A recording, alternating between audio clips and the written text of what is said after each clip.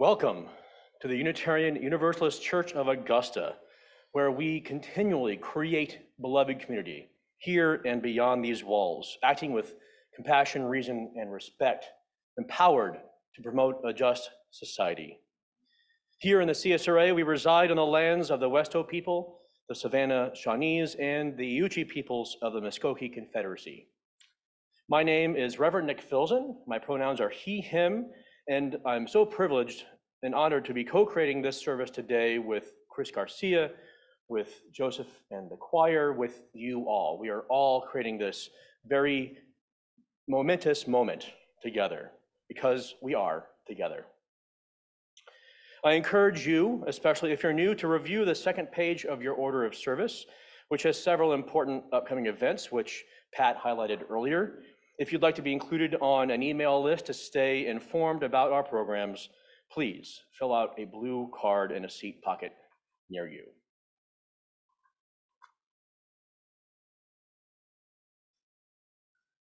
As we prepare to fully enter into this time of worship, would you please respond with the italicized portion as I read the non-italicized words of our church covenant?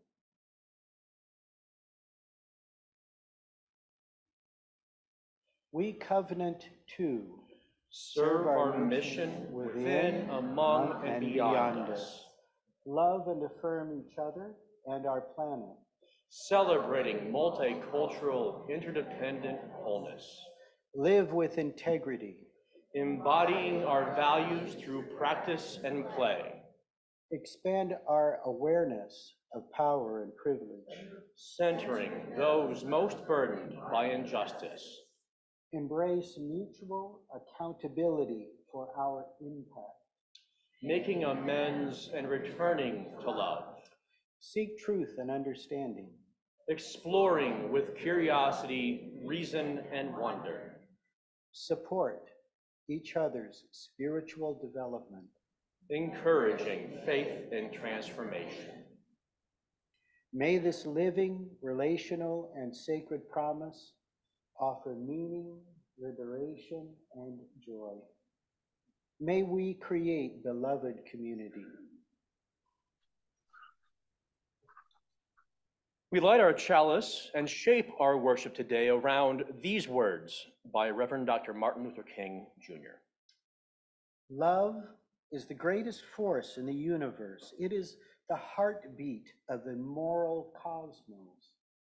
He who loves is a participant in the being of God.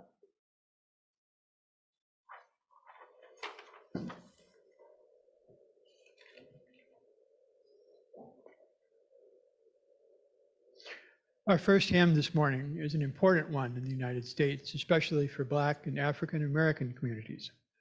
Originally written as a poem by James Weldon Johnson and set to music by his brother John Rosamond Johnson, Lift Every Voice and Sing was sung by a group of young Black children at a segregated school in Jackson, Florida, to honor Booker T. Washington.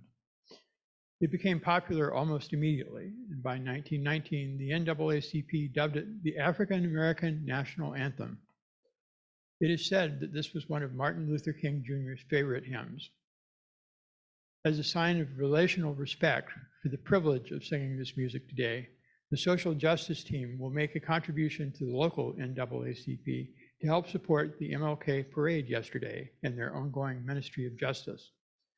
Unless you identify as Black or African American, we invite you to stay seated as we sing hymn number 149, Lift Every Voice and Sing.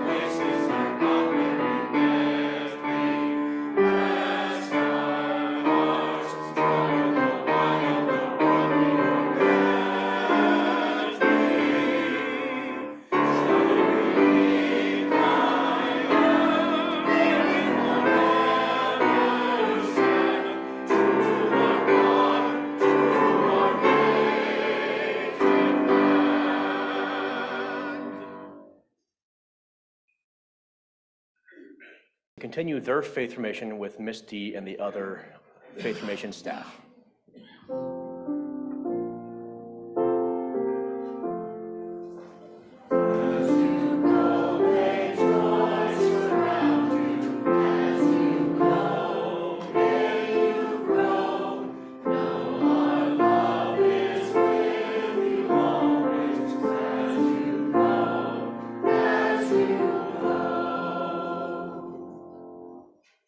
Morning.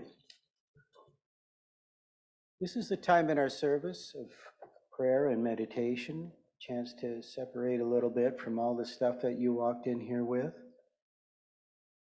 Take a moment to settle into your seat. First rule of meditation, don't lean on your seat. Straighten your back and let your back support you. Posture is important. All right, see, now you're learning.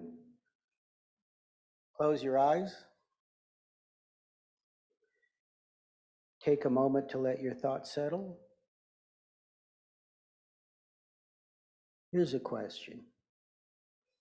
What are you doing here? Not what do you think you're doing here? What are you actually doing here?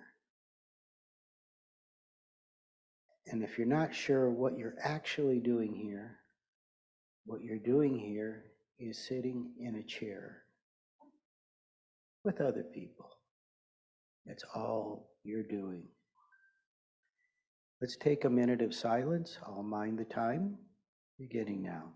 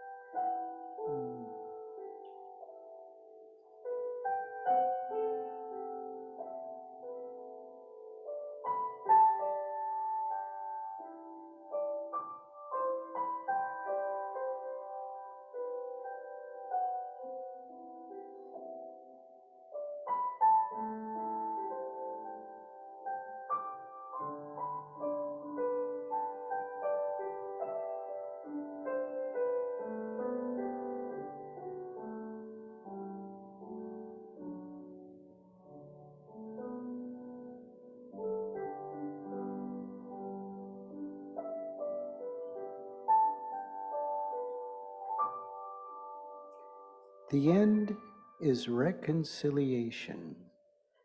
The end is redemption. The end is the creation of the beloved community. It is this type of spirit and this type of love that can transform. It is this type of understanding goodwill that will transform the deep gloom of the old age into the exuberant gladness of the new age. It is this love which will bring about miracles in the hearts of all. Blessed be.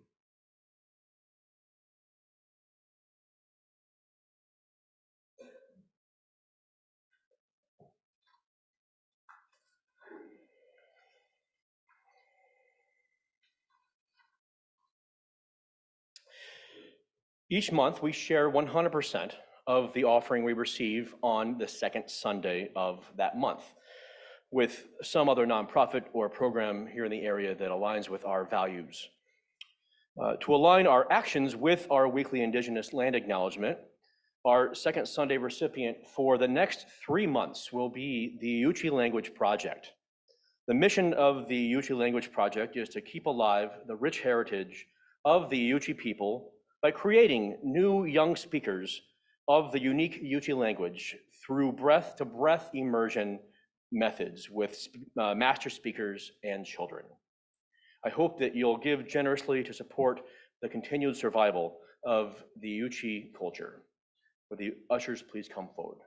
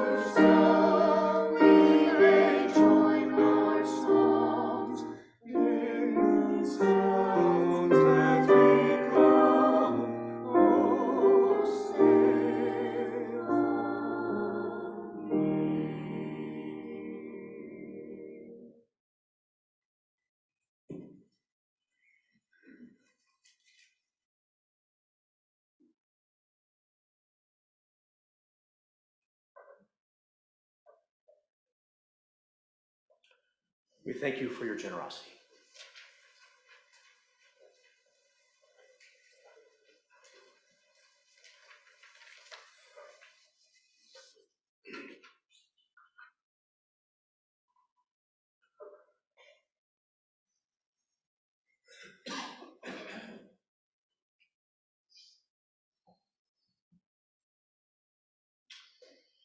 Sometimes it helps to name a thing, to give something a title first, to really give you the creative container to, well, create. I named today's sermon Answering Reverend Dr. King's Call of Love a while back, trying to align with our last hymn today. And this past week, it gave me the idea to actually answer Dr. King, to be in dialogue with some of his quotes on the supreme value of love in the universe. A kind of call and response which has long been popular in Black church culture. As he has been doing throughout today's service, Chris will be reciting Dr. King's words. Then he and I will continue to go back and forth, reflecting and playing in dialogue with the theological concepts.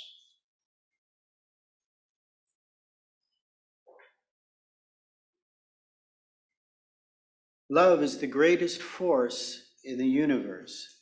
It is the heartbeat of the moral cosmos. He who loves is a participant in the being of God. Many folks across time and religions and cultures equate God with love. They're synonymous. The thing, the entity, the being that is most intimate and most ultimate and most creative in the universe is love. It's mentioned in the Christian Bible, including 1 John 4, verse 16, when the author declares, God is love, and those who abide in love abide in God, and God abides in them. A constant refrain describing God's nature as hesed, or loving kindness, appears over 250 times in the Jewish Tanakh, including in Psalm 103, verse 8, when the psalmist says, "The Lord is abounding in unfailing love." Though God and love aren't explicitly stated, the first thesis of the second humanist manifesto concurs that, quote, "the cultivation of moral devotion and creative imagination is an expression of genuine spiritual experience and aspiration." Throughout his works, the ancient Sufi or mystic Muslim, the poet Hafez always refers to God as love with a capital L. He proclaims the subject tonight is love, and for tomorrow night as well. As a matter of fact, I know of no better topic for us to discuss until we all die. And Buddhism doesn't have a personal God, usually, but many Buddhists might say that the ultimate ideal is to practice loving kindness, or metta in the Pali language. If one were to recite the Metta Sutra, a kind of prayer, they would say, "May all beings be happy. May all beings be without disease. May all beings experience the auspicious. May none suffer in any way." Just like Dr. King, the love referred to throughout these examples, and so many more, is active and realized, embodied, created through humanity, through us. As we pray and wish for the end of all suffering, we do that work ourselves as a participant in the being and becoming of God, the creative force that moves life, moves us forward toward reconciliation. Love is not emotional bash. It is not empty sentimentalism. It is the active outpouring of one's whole being into the being of another. Love is a force, perhaps the most powerful force in the universe. Though I believe it arises from our emotions, certainly love is nothing until we do something with those feelings. It's active, engaged. The illusion of separateness pushes us away from our inherent loving interdependence, interconnectedness, oneness with all life, oneness with each other. To love is to outpour the entirety of ourselves into others, into all others, relationally, so that they might be whole. And when we're drained, we can trust that the love coffers will be refilled by the presence of God through those around us, by the presence of love through those around us, so that we might be whole. Not manipulating, but returning to the essence of being, reconciling with each other, reconciling with God. This does not mean we must always be nice, always be courteous, always be genteel. Yes, he preached the gospel of nonviolence, and sometimes it's easy to forget that Reverend Dr. Martin Luther King Jr. himself was not always a patient pushover. Never a pushover, but not always patient. In his letter from the Birmingham jail, Dr. King wrote, I must confess that over the past few years, I have been gravely disappointed with the white moderate. I have almost reached the regrettable conclusion that the Negro's great stumbling block in his stride toward freedom is not the white citizens' council or even the Ku Klux Klanner, but the white moderate who is more devoted to order than to justice, who prefers a negative peace, which is the absence of tension, to a positive peace, which is the presence of justice, which constantly says, I agree with you in the goal that you seek, but I cannot agree with your methods of direct action, who paternalistically believes that he can set the timetable for another man's freedom, who lives by a mythical concept of time, and who constantly advises the Negro to wait for a more convenient season.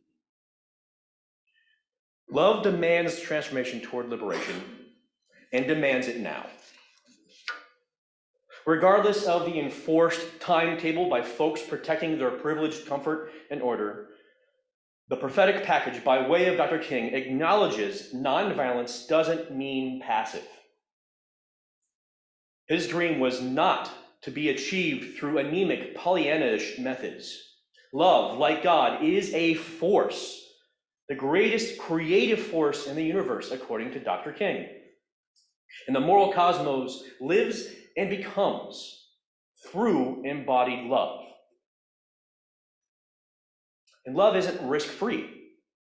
Solidarity is a shared sense of risk between two or more bodies, celestial or not.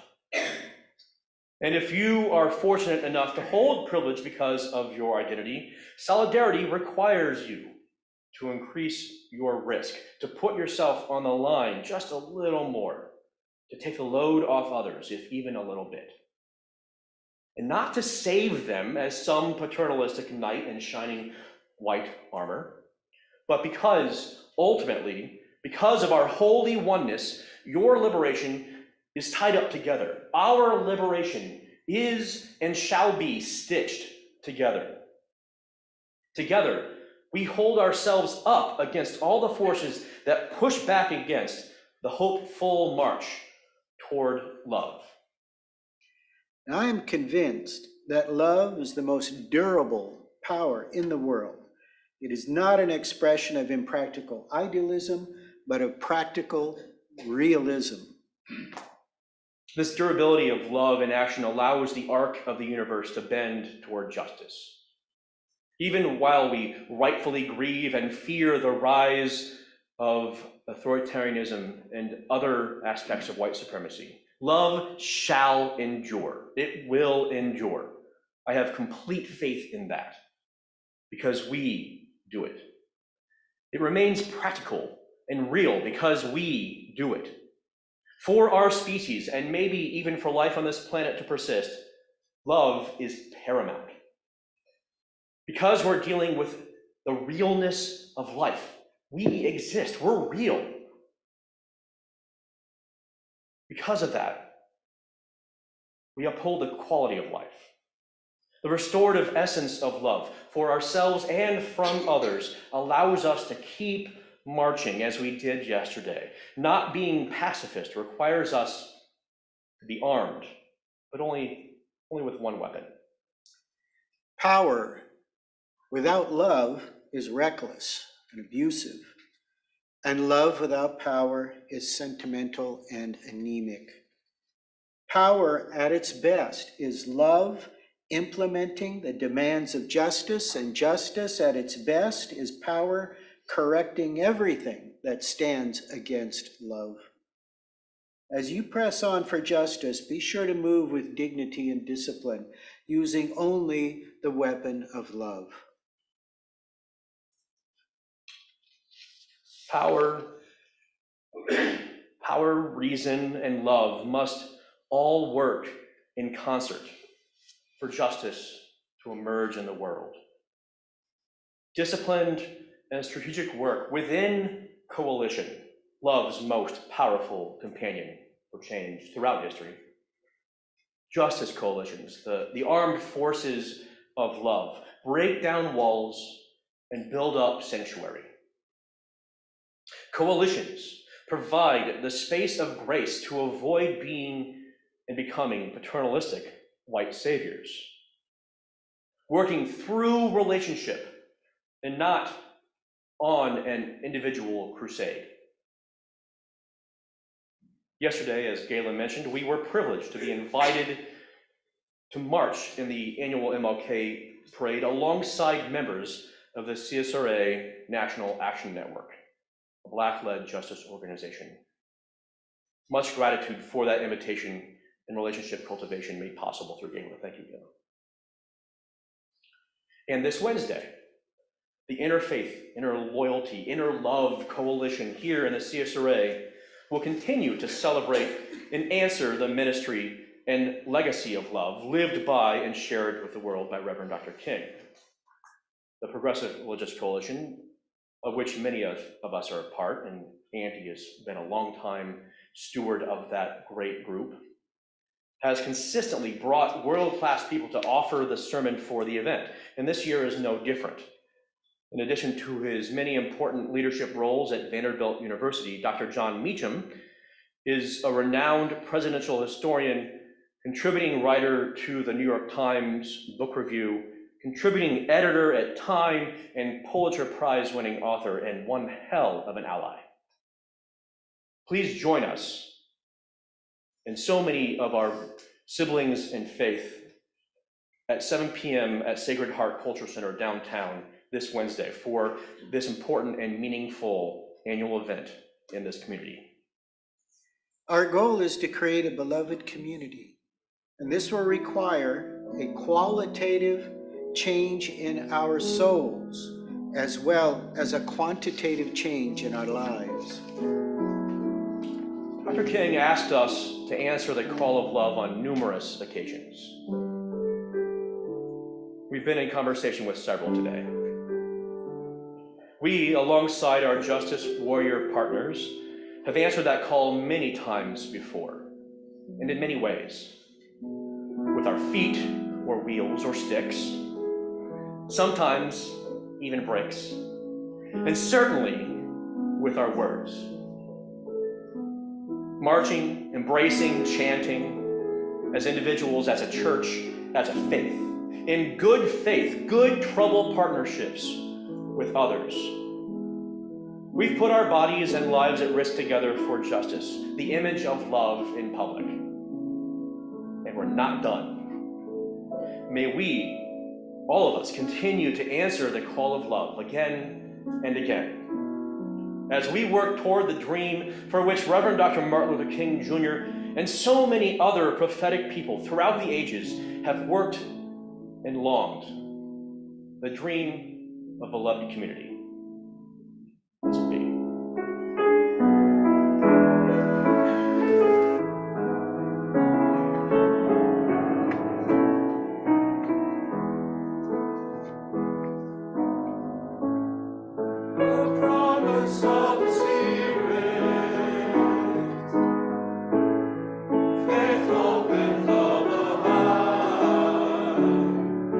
And so every soul is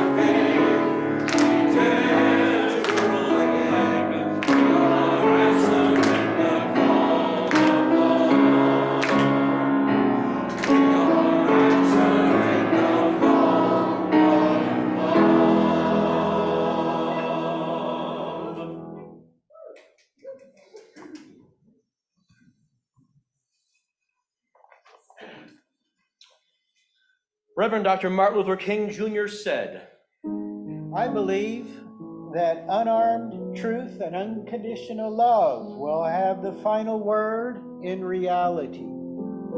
This is why right, temporarily defeated, is stronger than evil triumphant. and therefore, though progress toward the beloved community may be pushed back from time to time, maybe even wrestled down, may the strength provided us through truth and love keep us moving forward until we meet again and beyond.